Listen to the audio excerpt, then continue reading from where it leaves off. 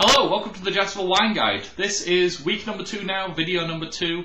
Last week we did the Chapoutier Côte du Rhône blend from the southern Rhône region of France. This week I'm going to mix it up a little bit, introduce a white, just keep everybody happy.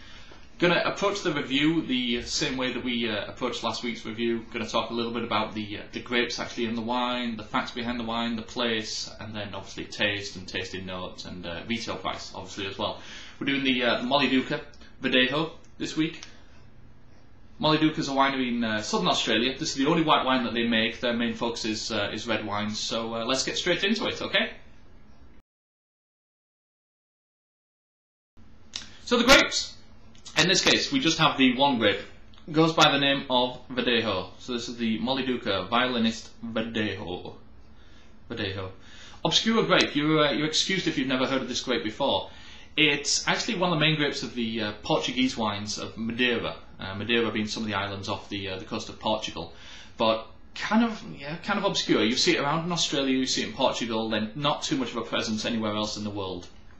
Now Mollydooker are kind of taking this the other way. This isn't a fortified wine, more kind of crisp, aromatic, no oak aging at all, no oak fermentation, so just very crisp, very refreshing. Great summer wine as soon as the weather hopefully is going to start getting warmer here. But introduced to Australia around about the 1820s, and it's been very successful ever since, but like I say, you still don't see it around too much. So Mollydooker. Mollydooker is the name of the winery itself, started by Sarah and Sparky Marquis, their names are on the label, back in 2005. Now they're both left-handed, Mollydooker, just meaning left-handed, as are most of their winemaking team. If you ever meet them, they'll always make a point of shaking your hand left-handed. So that's what Mollydooker means. This is part of their Lefty series of wines, and each one of the wine labels in the Lefty series of wines, this is their only one white wine, the rest are reds, depicts either Sarah or Sparky, or both of them, in various stages of their life, engaging in left-handed activities. In this case it was playing the violin left-handed, so I don't know if you ever tried playing the violin, but most people are right-handed. Somebody comes along, they play the violin left-handed, and you're going to end up poking the person in the eye next to you. So that's what this one is showing. There's the boxer, he's got two left-handed boxing gloves on, and blah blah blah, but we can get onto that in a different review. Every one of their wines is nothing short of excellent, but they also did a huge amount of research into the labels of the wines, both front and back, just to engage the consumer a little bit more. So as this wine sits on the supermarket shelf, you should notice that you'll only be able to see part of the label. Now, the reason behind that is you'd pick that up from a retailer shelf to take a closer look at it. They did research to prove that there's a 25% chance you're actually going to buy that bottle once you stick one hand on that bottle of wine. And then you flip the label over to the back and everything's on its side. Now you've got two hands on the bottle of wine. They did research to prove that there is a 75% chance you're going to buy that bottle of wine once you put two hands on the label there. So kind of interesting stuff. At least I think it's interesting, but I'm a nerd, so.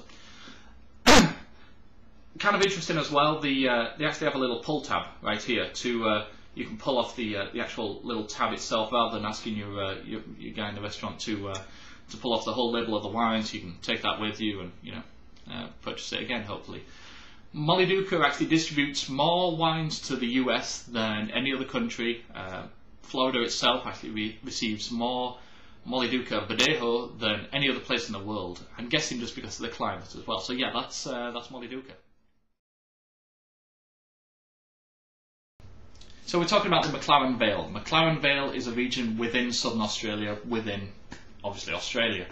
Australia located in the southern hemisphere, and how it kind of works is the northern parts of Australia are really just too warm to be growing grapes. You just don't find hardly any, like half decent really, grape growing regions within northern parts of Australia. So the south is really where it's at. McLaren Vale sits kind of close to the ocean as well, so you've got a couple of things going on here. You've got these warm days, but you've also got the cooling effects coming in from the ocean as well. Really kind of tempers the climate ever so slightly. Now, McLaren Vale, there's plenty of history in the region. Goes back to this guy named David McLaren in like the 1830s, I believe. He did most of the vineyard plantings in the region, and thank God for the English. We actually brought on a lot of the grapevines from Europe, moved them onto South Africa, and then moved them from South Africa onto Australia, because believe it or not, there were no actual native grapevines in Australia before that. Now, the problem with the English, we've got a few problems, but the main problem with the English and grape growing and wine making is that we're really good at drinking it, but not so good at actually making it. So we had to rely on a little bit of outside help from the French, the Spanish, the Germans, the Italians to help us make a lot of the wine actually in Australia for the most part. Now, Australia, just because of the economy and they expanded so quickly, has really been suffering a little bit over the past couple of years with their with sales of their wines. But things are picking up ever so slightly. And Australian wines, I'm sure a lot of people know, really more fruit-forward styles of wines, particularly in the southern Australian region. Really more fruit-forward, not as acidic, and less tannin. So really just user-friendly. Great wines if you're just starting to get into wines, because there's not going to be much bite to them, if you will. Okay, so let's get to the best part. This is the actual tasting now. First thing you'll notice is that I'm using a much different glass than I was using last time. This is specifically toward white wine. I was using actually a Bordeaux glass last time, mainly for red wines. This is going to really hopefully accentuate the flavours, because we're talking much more subtlety than compared to a red wine. And if you notice that as well, Mollydooker's wines are pretty much just about all Mollydooker wines are in screw caps as well. That's a big Australian and New Zealand thing, mainly for ecological reasons. But let's have a sniff of this one. So first thing that really jumps out of the glass at you, I'd say, I mean, plenty of tropical fruit, but I'd say more precisely like mango, pineapple, and completely unoaked. So it's really just letting the grapes do the talking. You can tell, I mean, straight off, it's got that creamy kind of nose to it. Those flavours really continue.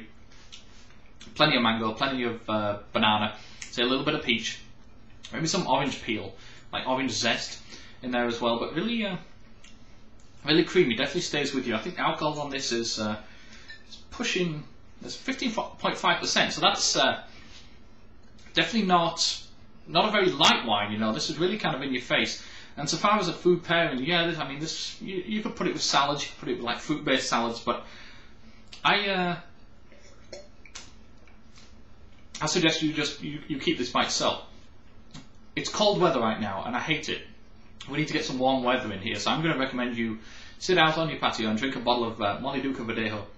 It's the perfect start to a summer wine. Just nice and acidic. It'll definitely wake your palate up, and with a 15% alcohol, hopefully won't put you back to sleep again. But it's a beautiful, beautiful wine.